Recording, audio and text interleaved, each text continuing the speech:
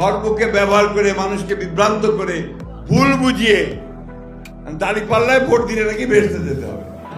হায় হায়, নির্বাচন হলে BNP landslide victory পাবে। এই ল্যান্ডস্লাইড ভিক্টরি বিএনপি পাবে, সেই কারণে শুরু হয়েছে। আর সবচেয়ে বেশি দুষ্টামিগুলো কারা করছে? যারা অতীতে বাংলাদেশকে স্বীকার করে নাই, যারা বাংলাদেশের স্বাধীনতাতে বিশ্বাসী করে নাই, এবং ওই সময় যে আব্বাস ভাই বললেন যে কত মানুষ মেরেছে, আমাদের মা বোনদের কতজনের সম্ভ্রম হানি করেছে, কতজনকে পাকিস্তান হানাদার বাহিনীর হাতে আমাদের মা বোনদের তুলে দিয়েছে, সেই হিসাব আমরা ভুলি নাই। তারপরেও আমরা মনে করি যে রাজনীতি করছেন, রাজনীতি করেন, সিধা রাস্তায় করেন। ধর্মকে ব্যবহার করে মানুষকে বিভ্রান্ত করে ভুল বুঝিয়ে দাঁড়িপাল্লায় ভোট দিলে নাকি বেহেশতে যেতে হবে।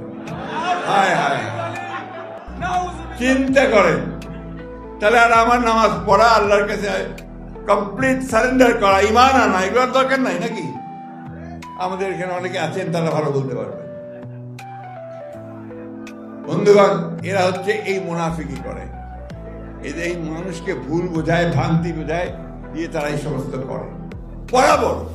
আজকে না, পাকিস্তান আন্দোলন যখন হয়, ভারতবর্ষ যখন স্বাধীন হচ্ছে, যখন জিন্নারা লড়াই করছেন মুসলমানদের আবাসস্থল পাকিস্তানের জন্য, তখন তাদের নেতা মৌলানা মওদুদি পাকিস্তান আন্দোলনে করেননি, বিরোধিতা করেছেন।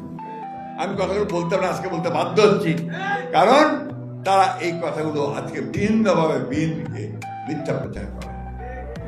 বাংলাদেশ স্বাধীনতা যুদ্ধ করেছে প্রতিটি মানুষ, তখন তারা বিরোধিতা করেছে, ঠিক না?